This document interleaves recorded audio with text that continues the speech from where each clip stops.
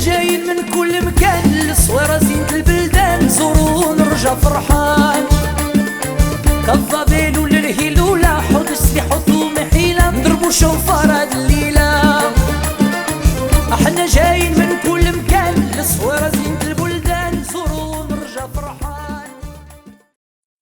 Bishut Marav Rabotai, dans la paracha de Kedoshim, la Torah elle nous enseigne Kedoshim Tihiyu ki kadosh ani Hashem Elokechem. La Torah elle nous ordonne d'être saint. Alors vous savez c'est quoi être saint? Être saint, ça veut dire c'est se déconnecter des plaisirs. Et il faut chercher que les plaisirs qui sont cachés, pas les plaisirs interdits. Comme un plaisir de manger du tarif, plaisir d'aller avec des femmes qui sont en nida, le plaisir de toucher des femmes sans raison. Il faut... C'est-à-dire que c'est ça Kedoshim. Mais d'après le Ramban il dit que le mot être saint, c'est même Kadesh Atzmach Bemotalach, même quelque chose qui est permise, que c'est pas la peine de trop exagérer. Par exemple, manger du kasher, c'est pas la peine d'être gourmand. C'est-à-dire que pour arriver à cette qualité d'être saint, il faut essayer de se priver même des choses qui sont permises. La plus forte raison des choses qui sont interdites. Alors maintenant, je me suis posé une question. C'est beau cette phrase-là que le bon Dieu il dit. Être saint, le peuple juif est saint. La Torah nous a donné des mitzvot pour se sanctifier. Des mitzvot qui nous rendent des gens parfaits, qui nous rendent des gens saints. Mais il y a une question qui se pose. Comment, je suis un être humain, je ne suis pas un ange. Comment je vais arriver à être un tzaddik saint comme que Hachem il veut que je suis? C'est presque impensable, c'est presque impossible. Après tout, je suis un être humain, je ne suis pas un ange. Je comprends Rabbi Chaim Pinto Alav Shalom qui était un grand tzaddik, qui était saint, qui fermait ses yeux et qui ne voyait pas ce qu'il ne faut pas voir, et que même lui, il se privait de trop manger. Ça veut dire que pour lui, c'est manger à sa faim et pas exagérer. Aujourd'hui, beaucoup de fois, les gens qui mangent, ils mangent, le plaisir de manger. Une fois, je me rappelle il y avait quelqu'un qui m'a dit, Rabbi David, il y avait tellement du bon manger, il y avait dans une belle soirée, que je ne pouvais pas résister, j'ai mangé de tout. Même que je n'avais pas faim, je mangeais, je crois que j'ai tout vomi, et après j'ai regretté pourquoi j'ai vomi, j'ai commencé encore à remanger. Bon, je me suis dit, bon, plus important que c'était caché. Bon, vous voyez que être saint, c'est pas donné à tout le monde. Hein. Alors comment on peut arriver à être saint? Comment? Il doit avoir... vous savez, c'est... Lorsque par exemple, Hachamim de Pirkei Avot, Hachamim étudie de Pirkei Avot, Pat bamelach tochal. Il ne faut pas trop manger. Il faut manger du pain salé avec de l'eau salée. Et il ne faut pas trop boire. Il faut boire que peu.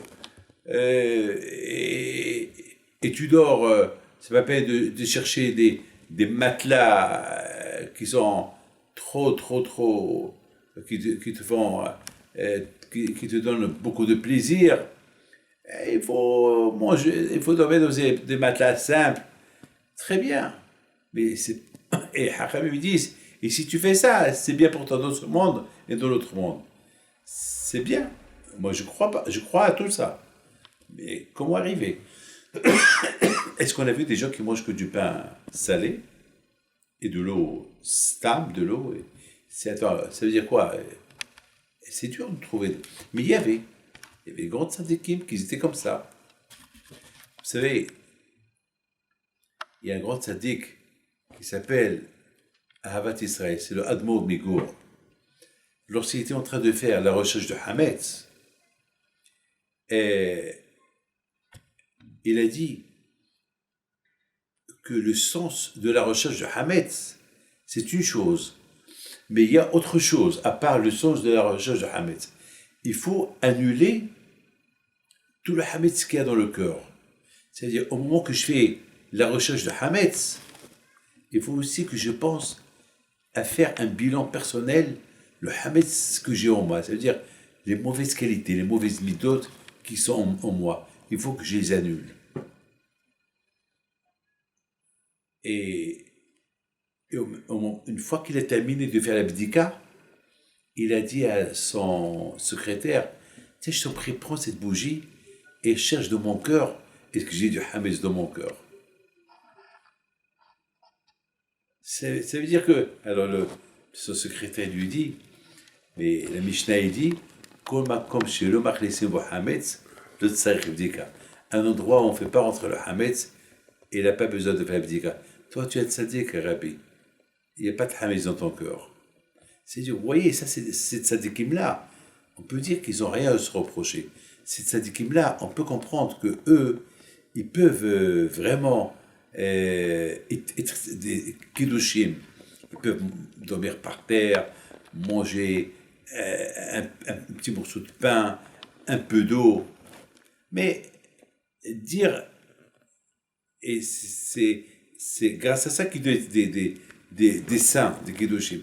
Mais que la Torah, elle fait une annonce, elle donne un ordre à tout le monde d'être des kiddushim, d'être des gens saints. C'est dur. Alors, Raboutaï, je voudrais vous dire quelque chose. Étant donné que maintenant, nous sommes quelque temps après la fête de Pessah, je voudrais vous lire ce que il y a un grand tzaddik, alav shalom, Rav Yoram Avergel, alav shalom, qui est décédé. Il a apporté il rapporte une parole qu'il a dit le Baal Shem Tov. Le Baal Shem Tov dit que chaque juif, écoutez bien ça, dans son intérieur,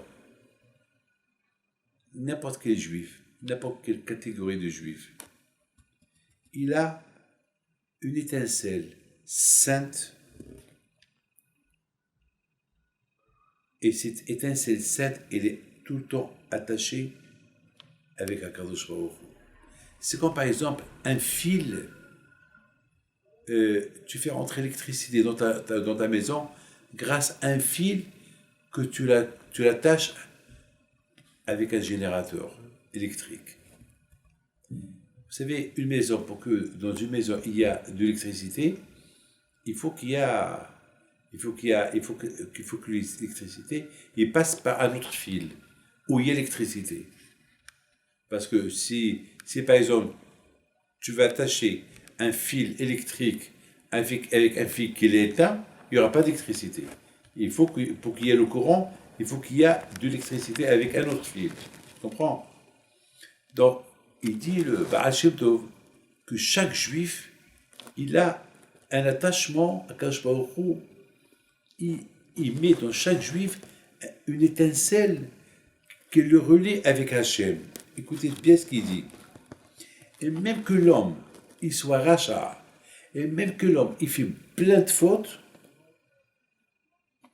il fait beaucoup d'avérotes, il va devenir impur, mais jamais il sera déconnecté d'Hachem. Ce fil-là, il est posé quelque part dans le corps que même le Satan, il ne sait pas où il se trouve. C'est étincelle-là qui relie l'homme avec Dieu. C'est-à-dire que même si le juif, il est le plus grand rachat, il mange de taref, il fait pas Shabbat, il fait des aberot, il fait toutes les aberot du monde, il reste toujours attaché à Dieu. C'est ce que le Baal Shem Tov dit.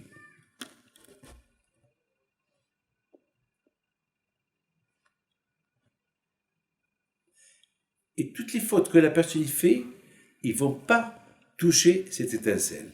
Et cette étincelle, il restera toujours là-bas. Et c'est la raison pourquoi on dit Ve'amer kulam tzadikim. On dit et ton peuple est tzadikim. Comment on peut dire et ton peuple est tzadikim? Mais c'est pas tout le monde qui est tzadik. Il y a des gens tzadikim, il y a des gens qui sont rishaim. Alors comment on peut dire Ve'amer kulam tzadikim? Que ton peuple est son tzadikim? Alors ils répondent, c'est par rapport à cette étincelle qu'il est kadosh et qu'il est tzaddik, on compare que le juif, même s'il est rachat, il est tzaddik, par rapport à cette étincelle-là. C'est-à-dire qu'il n'y a pas un juif qui est rachat. C'est la raison pour qu'on ne peut pas dire celui-là il est rachat. Parce que n'importe quel juif, il a cette étincelle en lui, et cette étincelle en lui, elle ne peut jamais s'éteindre. Elle ne peut jamais. Et c'est pour cela, là, il y a un passage qui dit Hashochen itam betortum otam. Quand il réside dans l'homme, même lorsque l'homme il est tamé. Alors moi, je vous donne une expérience. Moi, David Pinto, je peux vous faire comprendre la chose suivante. Imaginez-vous que vous rentrez aux toilettes. Tu sais que les toilettes, c'est tamé. C'est impur, les toilettes. Vous savez que la Gemara a dit qu'à l'époque, c'était même dangereux de rentrer dans les toilettes à l'époque. La Gemara, elle le dit. Le Talmud dit qu'à l'époque, les toilettes, ils étaient... À cette époque, il y avait une bracha spéciale. Lorsque les gens rentraient aux toilettes, ils disaient « Hachem, protège-moi lorsque je rentre aux toilettes ». Et lorsqu'ils sortaient des toilettes, ils disaient « Merci Hachem que tu m'as protégé de l'intérieur du toilette ». Parce qu'il y a beaucoup d'impuretés dans les toilettes. D'ailleurs, on raconte au Maroc que beaucoup de fois, il y a des gens qui ont vu des choses inimaginables dans les toilettes de l'époque. Ouais, à l'époque. Pour vous dire que les toilettes, c'est des endroits très, très, très impurs. Et malgré tout, le bon Dieu te protège. Mais c'est-à-dire que Akash Baruch Hu, il est, même aux toilettes, il rentre avec toi et te protège. Donc, pour te dire que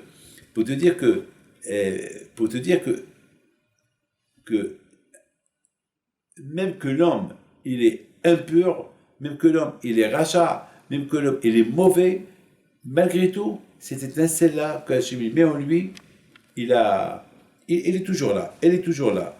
Il est toujours là. Et ce qui est extraordinaire, c'est que Balatania et tous les grands tzadikim disent que, en général, chaque juif devait être tzadik. En général, chaque juif, parce que chaque juif, il a la neshama, il a un lien directement avec Akadosh Baruch Hu. Après, chaque juif, mais malheureusement, le Satan, il est fort. Le Satan, il détourne l'être humain de son chemin, malheureusement.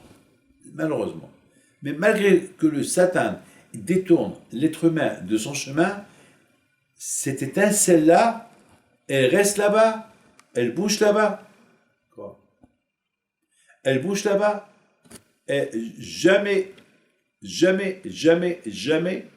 cette étincelle est éteinte. Il y a un seul cas où cette étincelle, elle peut disparaître. Hein? Vous savez quoi?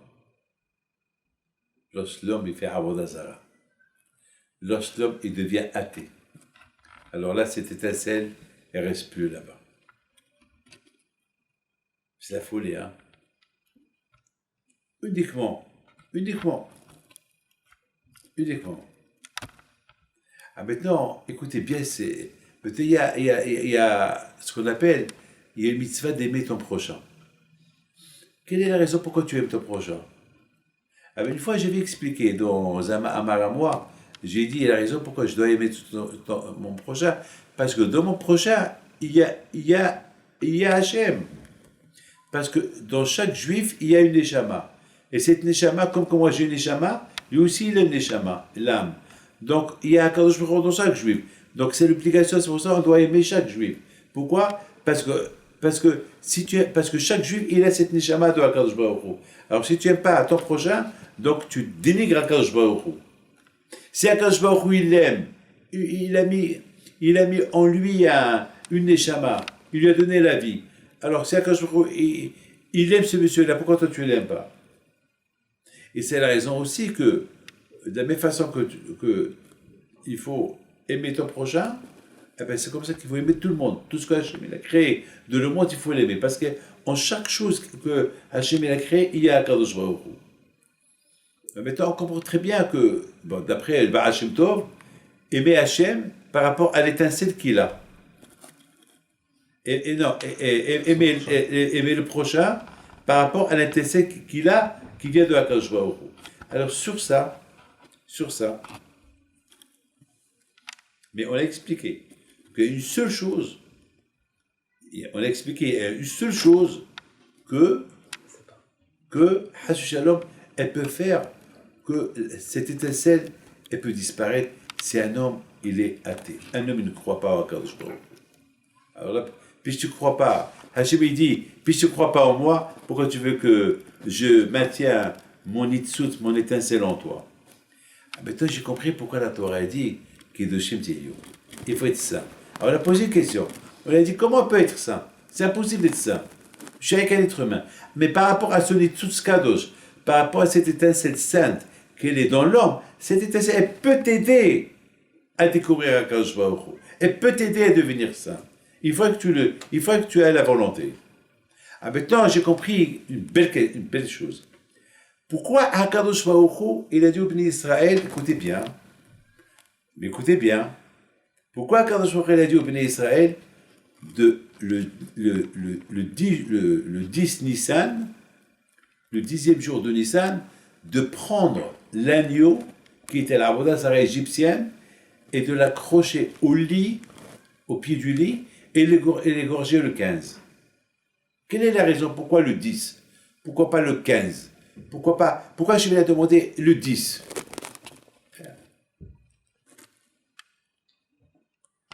Pourquoi Kadosh Baruch Hu, il demande à Israël de prendre le 10? Il y a une raison pas? Alors le 10, c'est le chiffre Yud. Yud, c'est la lettre la plus petite. Yud. C'est la lettre la plus petite de la Torah. Étant donné que les Bnei Israël, ils étaient idolâtres en Égypte, alors quand je leur a dit, je voudrais bien mettre en vous cette étincelle sainte dans votre corps pour qu'il y ait un lien entre vous et moi à partir de maintenant. Mais pour cela, il faut enlever la Avodah Zarah de vous. Qu'est-ce qu'on a dit tout à l'heure? Lorsqu'il y a la Avodah Zarah, on perd l'étincelle sainte. Alors quand je m'offre la Dieu d'Israël, le seul moyen pour que je vous libère et que je réside en vous, et que votre Beit Mila que vous allez faire, elle va être acceptée, il faut qu'il y ait un contact entre vous et moi. Et comment ce contact se fait entre Dieu et Am Israël? Comment? Avec ce nitzutz, avec cette étincelle qui est petite, comme un yud qui est petit. C'est pour ça que quand je a dit, voilà le 10 Nissan, le 10 qui représente le yud, prenez la Avodah Zarah. Le fait que vous prenez la Avodah Zarah égyptienne et que vous avez l'intention de l'égorger, ça veut dire que vous ne croyez plus dans la Avodah Zarah égyptienne, et puisque vous ne croyez plus en elle, alors moi maintenant, donc on va établir un lien entre vous et moi. Bon, maintenant on a répondu à une question.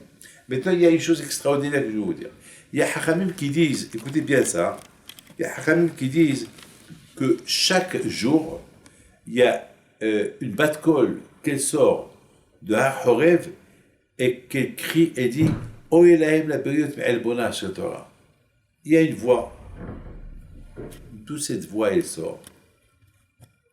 Est-ce que vous l'avez entendu cette voix? Moi je pense. Bien sûr, ceux qui sont tzadikim, ils n'ont pas besoin d'écouter cette voix. Alors qui écoute cette voix? C'est les Shaim. Les Shaim qui sont loin d'Hachem. Il y a cette voix-là qui dit O Elahem la période. C'est vrai, ces gens-là, ils ne renient pas Hachem, ils croient en Hachem, mais ils ne font pas Torah mitzvot.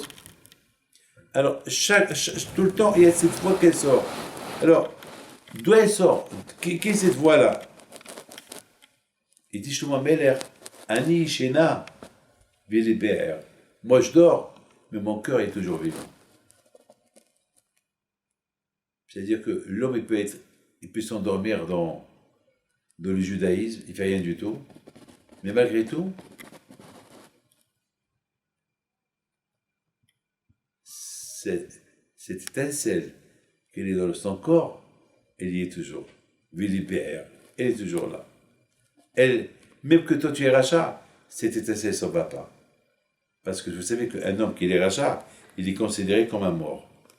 Mais étant donné qu'il y a ce Nitsut saint de le corps de chacun de nous, donc cette étincelle saint-là, elle rend quoi? Elle rend quoi? Elle rend réveillé. Vili Be'er.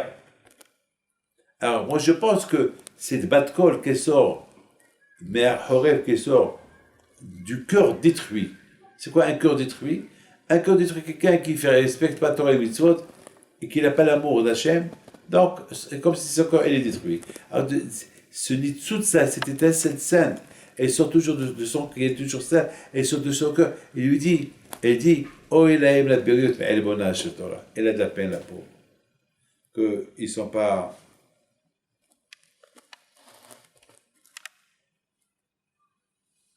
C'est cette nekuda, c'est ce point, ce nitsous qu'il est à l'intérieur du corps de l'homme, c'est lui qui crie. Oh, il aime la période, mais elle est bonne à Torah. Vous savez, hier, il est venu chez moi quelqu'un hier.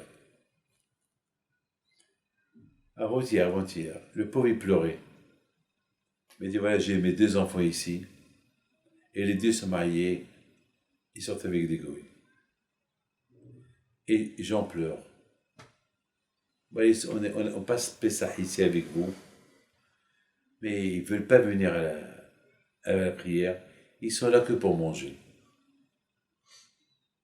Ils sont avec des goïs pleurer. J'avais de la peine pour lui. Et puis, l'après-midi, il me les amène, son fils et sa fille. Il me dit Rabbi David, voilà, ils ont accepté quand même pour venir vous voir. Alors, il pleurait. Il leur dit, malheureusement, c'est les 2 que j'ai. Ils sont avec des goïs. Alors moi, je leur ai dit, ben, Hachem, si Dieu veut que Hachem vous apporte un bon mazal, un petit juif. Et qu'est-ce qu'ils me répondent? Bien, non, on est bien là. On est bien comme on est. Voilà, ça. Et le père, il le regarde, et il pleure, il leur dit, alors ça veut dire qu'il n'y a pas d'avenir du judaïsme pour ma famille, pour moi. Qu'est-ce qu'il lui a répondu devant moi? Ben papa, tu nous as rien donné. Tu nous as pas enseigné. Tu vivais, t'as même trompé maman. T'as été avec d'autres femmes. Tu manges pas cachère. Alors quelle différence il y a? C'est les enfants qui répètent ça. Le père était choqué. Alors, il leur dit, alors ça veut dire, le judaïsme chez nous, c'est fini? Moi, j'ai dit, non, c'est pas fini.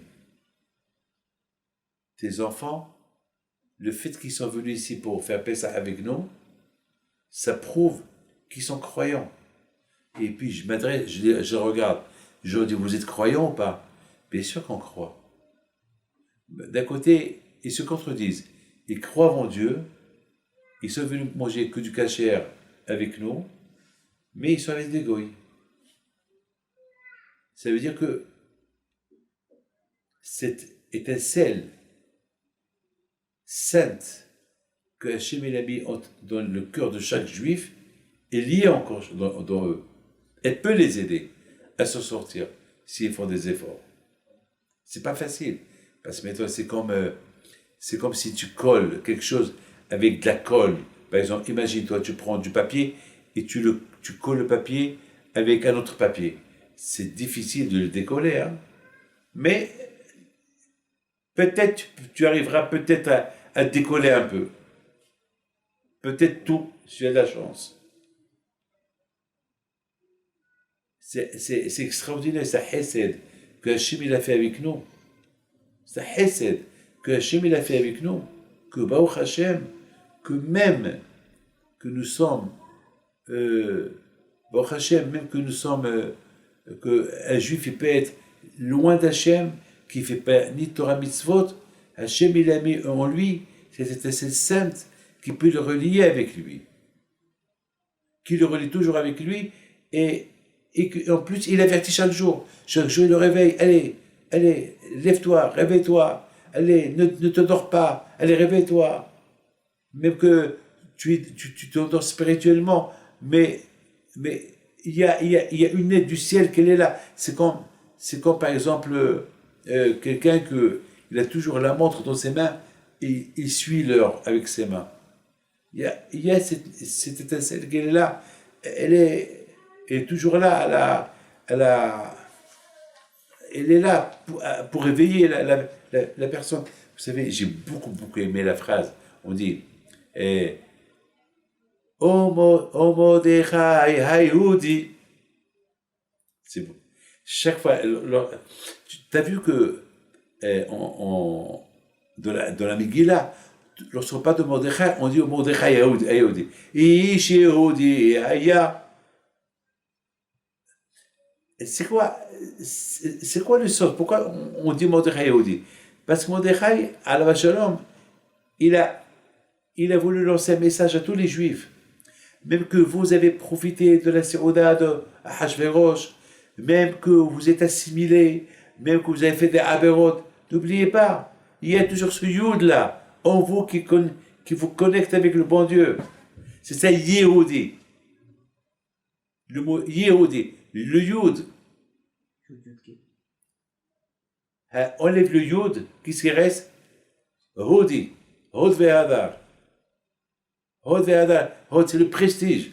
Ce Yud là qui est prestigieux, qui est en vous.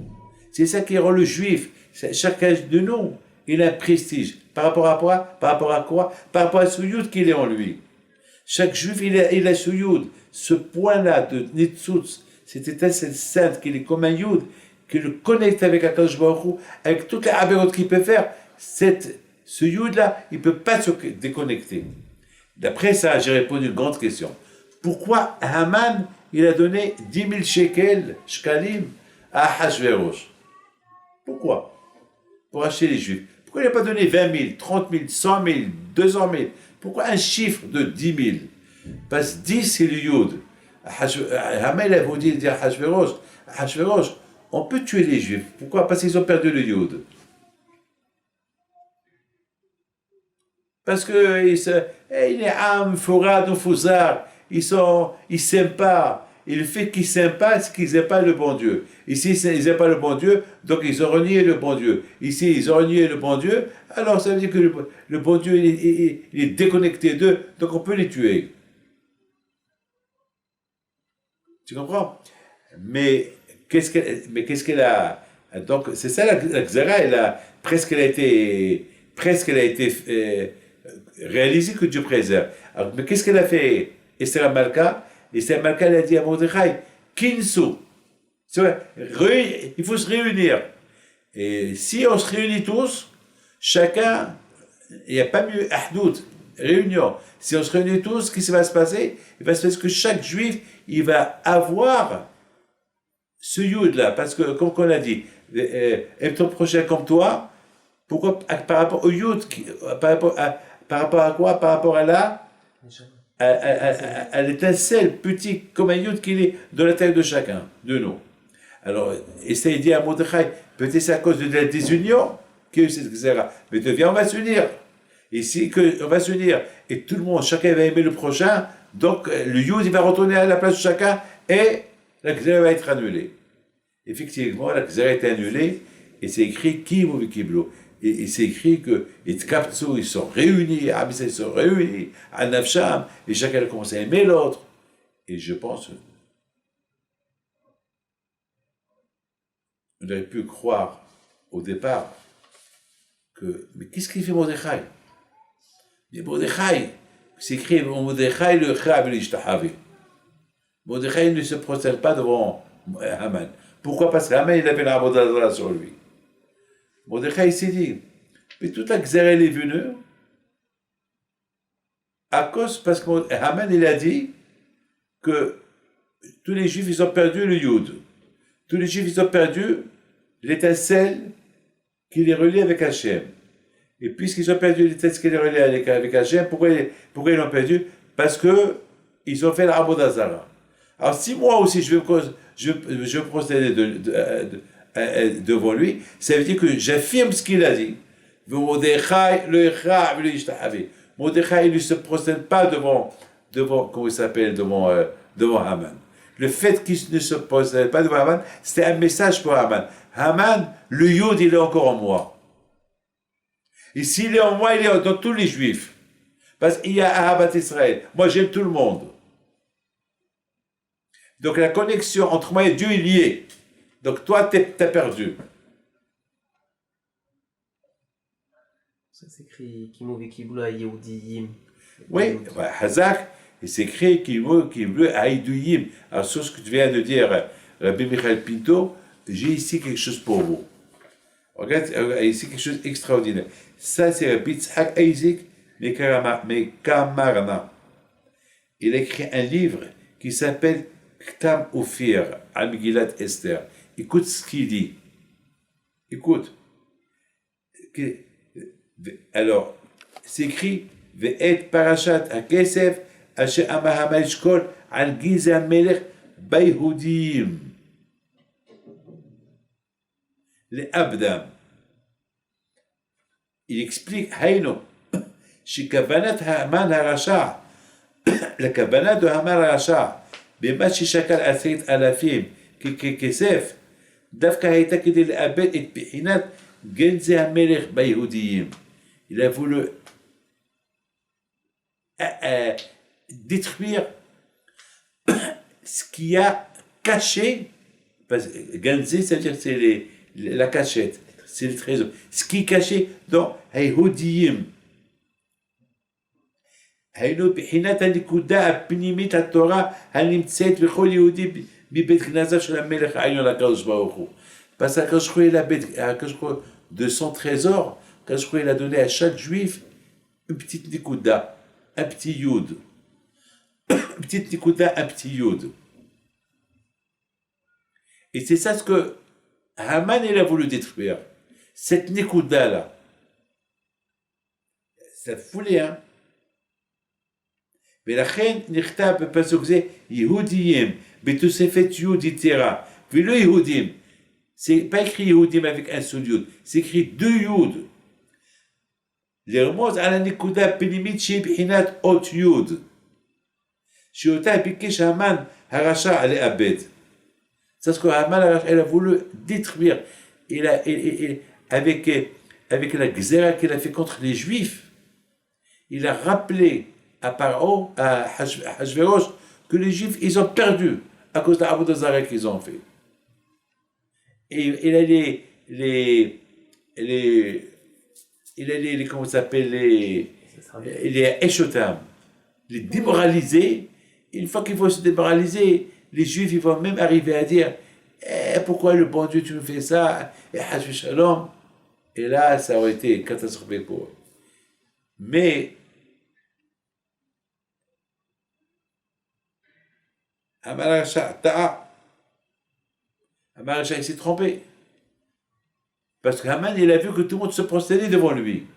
Et puis, tout le monde se prosternait devant lui, alors quoi? Qu'est-ce qui se passe, non? Donc, ils ont perdu le Yud. Mais il a oublié une chose, que si les Juifs se prosternaient devant lui, ils étaient anosim. Ils n'avaient pas le choix. Ils n'ont pas fait Bechavana, ils n'ont pas fait exprès. Quand est-ce qu'un juif il perd cette nikuda du yud? Lorsqu'un homme vraiment est renié à Kadosh Baruch Hu. Mais lorsque l'homme ne renie pas à Kadosh Baruch Hu, parce qu'il l'oblige à faire la Avodah Zarah, mais de son cœur il croit toujours en Dieu. Maintenant on comprend très bien la façon comment être.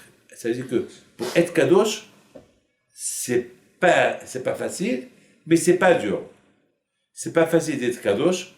Il faut que tu travailles. Mais c'est pas dur, parce que Hachem t'a donné un potentiel. Et c'est quoi le potentiel? Le potentiel, c'est quoi? Le Yud, c'est Gouda, qui est le monde. D'après ça, on comprend, lorsqu'on commence à faire la Bdikat Hametz, qu'est-ce qu'on fait? On prend 10 morceaux de pain, et on les cache dans tous les coins de la maison. 10, c'est Yud. 10, c'est Yud. Alors, qui veut dire quoi? Qui veut dire Hachem, on fait des choix. Hachem, si j'ai fauté, alors pardonne-moi. Mais sache Hachem, que même si j'ai fauté, je t'ai pas renié. Donc si je t'ai pas renié, je crois toujours en toi. Puis je crois toujours en toi. Donc ce Yud-là, jamais il ne disparaîtra de moi. Il m'aidera là, si Dieu veut, à faire une vraie teshuva. Donc vous voyez, il y a toujours cette connexion de Akadosh Baruch Hu, entre Akadosh Baruch Hu et Am Israël à travers ça. Et maintenant on comprend très bien pourquoi Akadosh Baruch Hu a apporté 10 plaies et pas 11 plaies sur l'Égypte. 10. Il n'a pas porté 12, pas 11, pas 9, 10. 10.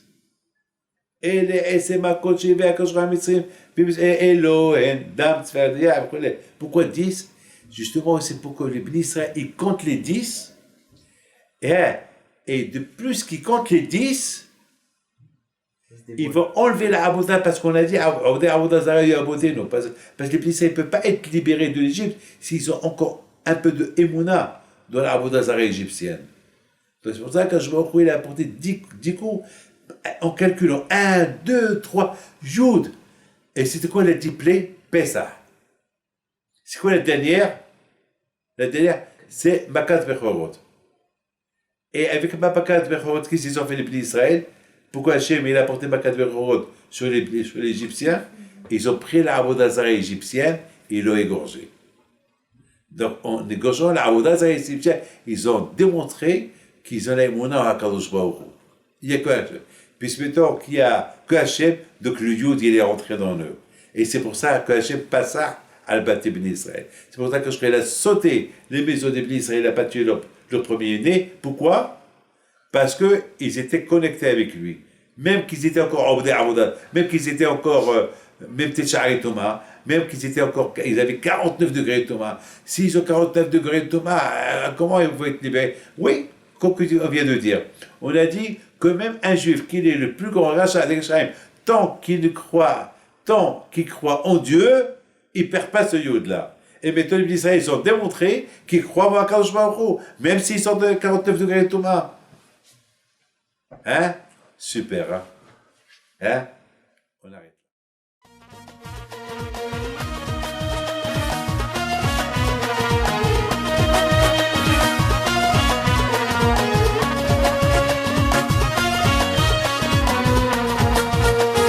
Non, tu y en es